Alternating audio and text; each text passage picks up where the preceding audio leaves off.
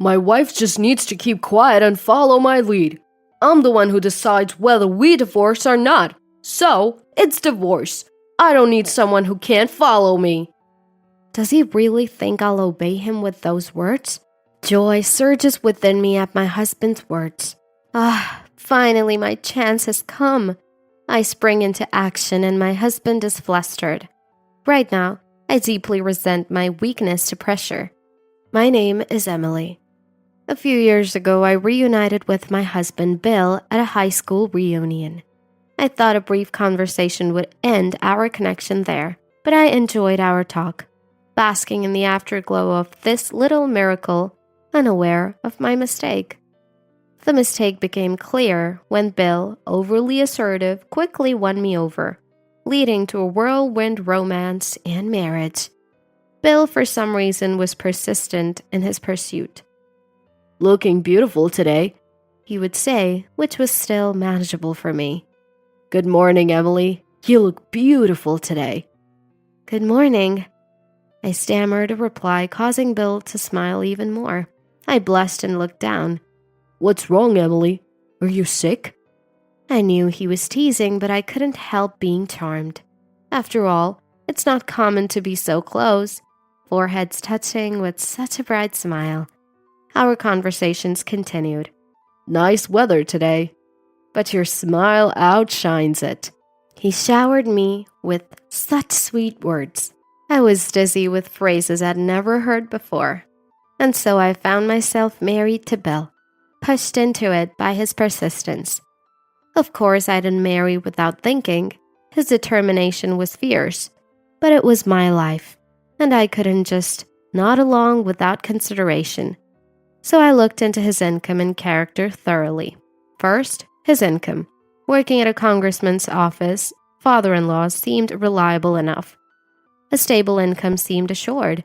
I was working too, so we wouldn't struggle financially. Next, his character. Here I made a mistake. I blindly believed Bill was kind and gentlemanly. He treated me delicately during his pursuit, like handling glass. In high school, Bill was the cool center of attention. "Look at this." "Say, please. Let's see." Hearing such conversations, the teacher and Bill were talking about something, and it gradually became a large group. I sighed in envy. "Must be nice." I gasped, covering my mouth, then realized I was jealous of him. Surrounded by classmates, seniors, even teachers, Bill shone. I, friendless and struggling to fit in, envied his radiance. I never considered he might just be a troublemaker, so I believed Bill would treat me with kindness and respect, because he was my admiration. In hindsight, I can see that it was just the troublemakers that Bill was getting around, but at that time, I didn't even think of that, so I assumed that Bill would be a kind and gentlemanly man who would treat me well, because Bill was my idol. To me, a loner in the classroom, Bill was like the sun. Days before the reunion, my long-term boyfriend had broken up with me. Heartbroken, I moved forward without truly understanding Bill's character. Maybe my vulnerability made me want to escape my reality, convincing myself it was right. Regardless, I agreed. Whether by my own will or persuasion, I'm not sure, but I nodded. After that, Bill acted quickly. He worked at father-in-law's office while I worked as a nurse. We got through various procedures and built a new home within a year. Then we moved in, and soon after our child was born.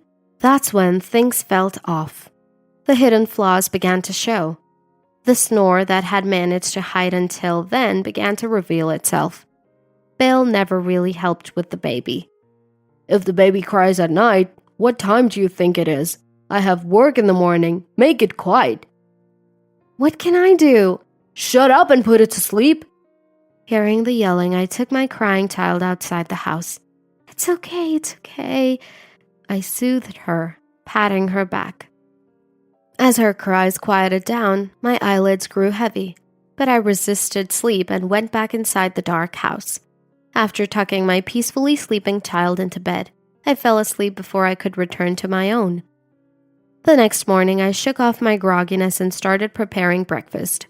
Bill didn't even notice my sleepy state from being up all night with the baby. Something was accumulating inside me. I returned to work immediately after my parental leave, despite others advising against it. Bill, however, had a different view. You think you can let me do all the work and act like a king? His words pierced my heart. It felt like a barb that couldn't be removed, and the blood kept flowing. Yet, I stood strong. I'm still okay. I can still do this. Repeating these lines like a mantra, I juggled work, housekeeping, and childcare. During the day, I left my child at preschool and worked, and when I had night shifts, we stayed at my parents'. Thankfully, they were happy to help since they loved their grandchild, but I always felt guilty. After all, parenting is something that's supposed to be done by both parents. It's meant to bestow heaps of love from parents to their child. Though it's okay to ask for help occasionally, it shouldn't be this frequent. At least, that's not typical in most families. That's why I always apologize to both my parents and my kids. Sorry for the trouble, sorry for neglecting you. On the other hand, Bill seems to be honest with his desires, giving in to his urges with impulsive shopping, sudden dining out, and trips. Specifically, if Bill sees something he likes, he'll buy it without thinking, even if it costs nearly $1,000. It would be one thing if these purchases were useful, but often, they're things with no clear purpose. Before I knew it, one room in our house was filled with his clutter. He would suddenly go out to eat alone or travel with friends. Such actions naturally strain our finances. Yet, Bill doesn't show any concern even as our budget becomes increasingly tight. Also, Bill has a high opinion of himself.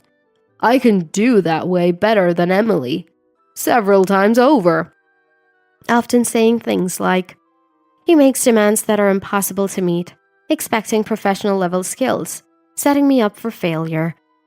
I try to meet his demands but can't.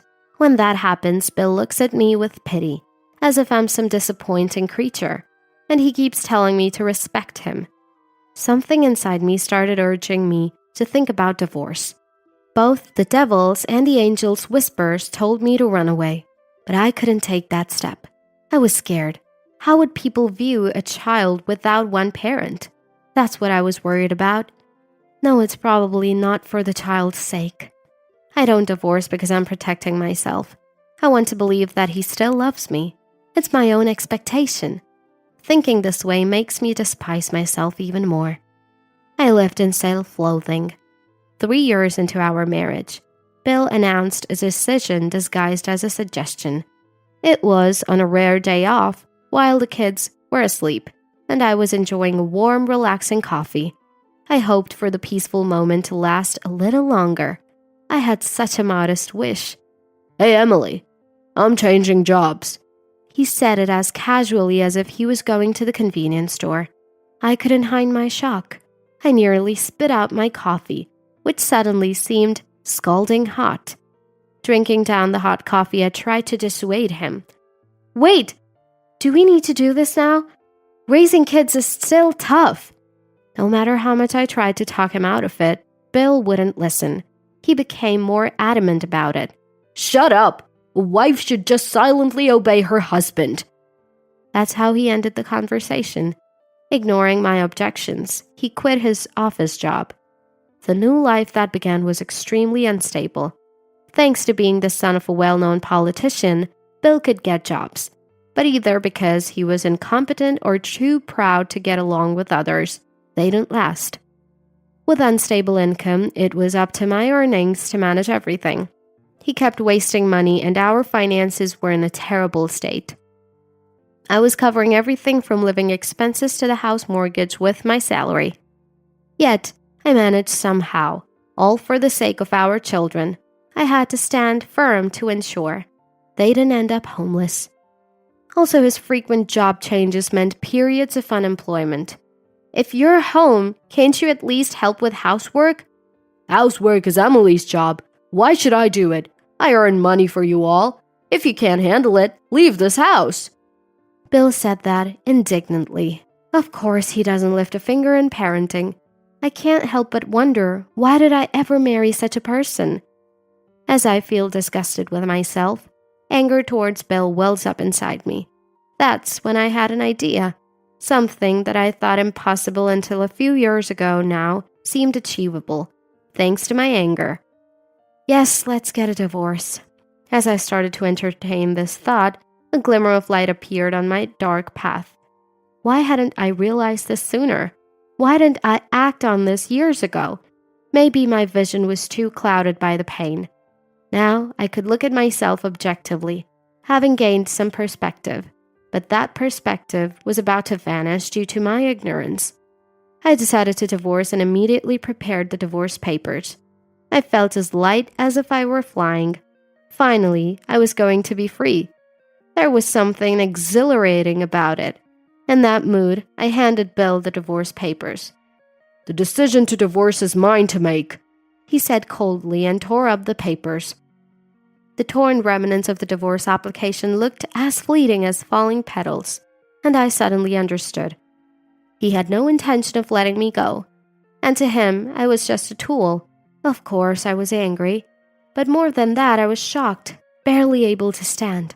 I should have seen that coming, but maybe I hadn't wanted to. Deep down, I must have still had hope. Bill, seeing my silence, smiled and said, "Emily loves me, right? You'll stay with me for my sake." I nodded, hollowed out by shock, yet a trace of reason still lingered in my eyes. But Bill seemed to think I had given up. He stretched and left the room. Once Bill was gone, I let out a sigh of relief. I knew what I had to do. Certainly not to suffer in silence. If I did, my dear children would end up trapped like me. I couldn't let that happen. Once I thought this, the path I needed to take became clearer.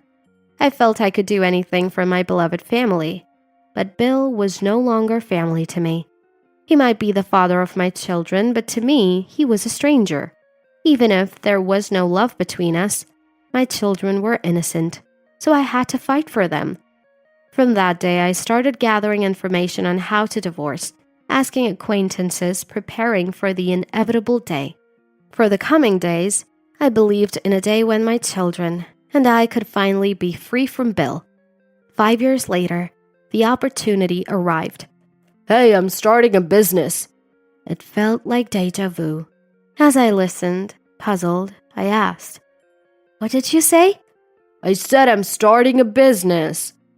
Then Bill excitedly told me he had already borrowed $100,000, putting our house as collateral.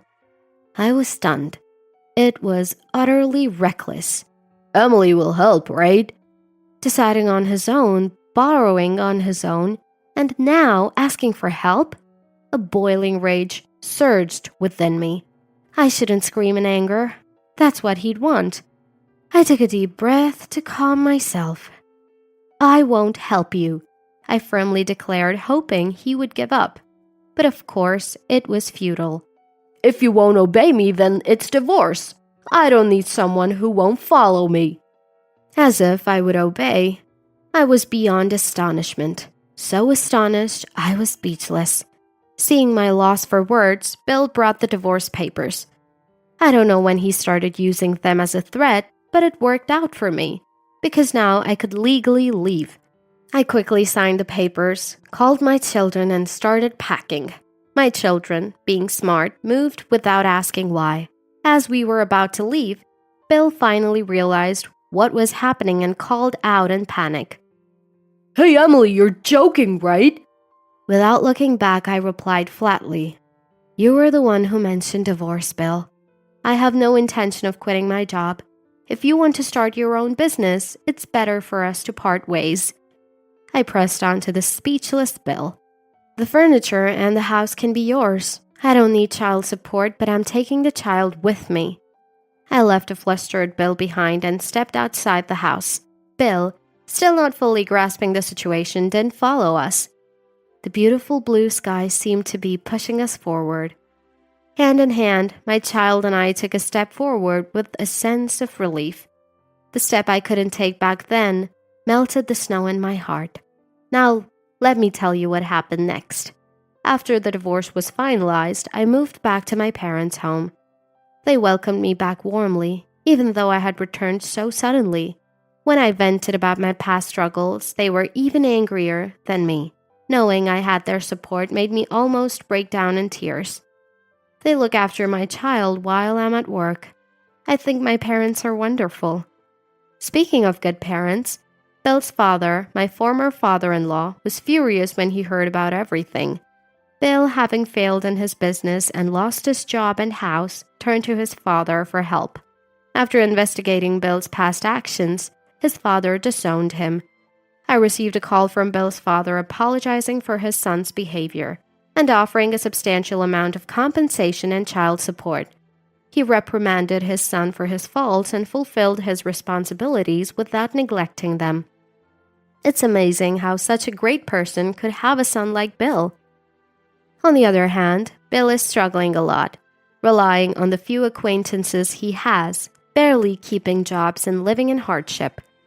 I heard through the grapevine that he wants to get back together with me, but I firmly refuse. I have no love left for him to accompany him to hell. After all, I've switched to a day job now, and I'm living a meaningful life with my beloved child. I've made friends with other parents who have children the same age, and we go out for lunch and picnics, and I work hard alongside my colleagues. I'm living a very fulfilling life. And you know, if I stayed with Bill, my kind child would have to go through that too. I can't let that happen. I couldn't possibly subject my child to such a terrible fate. After all, a mother is there to nurture and cherish her child.